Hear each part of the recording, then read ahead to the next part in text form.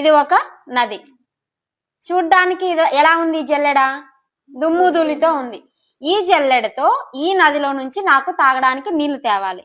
పృథ్వీ కనుక నీళ్లు తెస్తే పృథ్వీ గెలిచినట్టు, తేలేదు అనుకో ఓడిపోయినట్టు. ఓకేనా?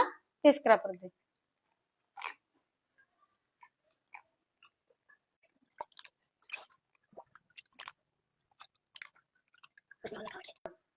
నేనేమంటాను? పృథ్వీ ఓడిపోలేదు, పృథ్వీ గెలిచినాడు. ఏమి?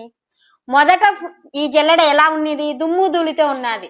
ఈ నదిలోకి పదే పదే నీళ్లు తగలడం వల్ల ఏమైపోయింది? ఇది క్లీన్ అయిపోయింది. సేమ్ ఇలాగే మనం పుస్తకాలు చదవడం కూడా. సౌజన్య ఒక డౌట్ అడిగింది, ఏమని?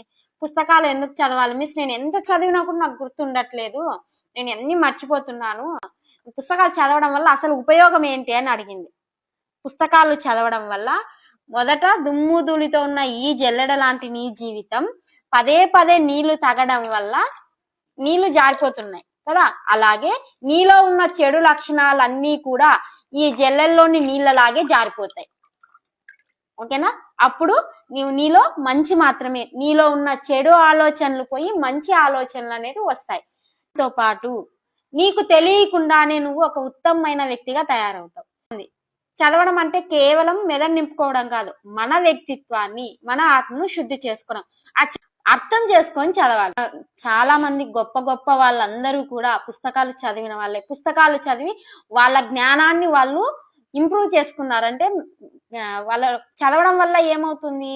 జ్ఞానం పెరుగుతుంది. జ్ఞానం పెరగడంతో పాటు పదజాల అభివృద్ధి పెరుగుతుంది. ఓకేనా? ఏకాగ్రత పెరుగుతుంది. నెక్స్ట్ ఏం జరుగుతుంది అని నీలో ఉన్న క్రియేటివిటీ బయటకు వస్తాడనమాట. నీలో క్రియేటర్ అనేవాడు ఒకడు ఉంటాడు, వాడు బయటకు వస్తాడు. వాడు బయటకు వచ్చి, ఆహా, సునీల్లో ఇంత టాలెంట్ ఉందా, పృథ్వీలో ఇంత టాలెంట్ ఉందా, ఎలాగైనా సరే వీళ్ళని ఒక మంచి స్థాయికి తీసుకెళ్ళాలి అని చెప్పి అప్పుడు బయటకు వచ్చి నీ మెదల్లో ఒక మూలను ఉంటుందన్నమాట, బంకమట్టి.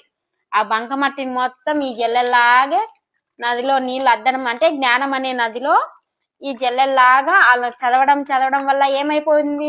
క్లీన్ అయిపోయింది. అలాగే మీలో ఉన్న బంకమట్టి, మీ మెదడులో బంకమట్టి ఉంది కదా, ఆ బంకమట్టి మొత్తం పుస్తకాలు చదవడం వల్ల క్లీన్ అయిపోయి మంచి అనేది బయటపడుతుంది.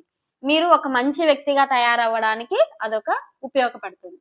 అందుకే జీవితంలో కూడా పుస్తకాలు చదవడం అనేది ఆ మంచి అలవాటు. దాన్ని మీరు ముసలి వాళ్ళైనా సరే అస్సలు వదులుకోకూడదు. నేను ఇప్పటికే చదువుతాను బుక్స్, మీరు కూడా చదవాలి.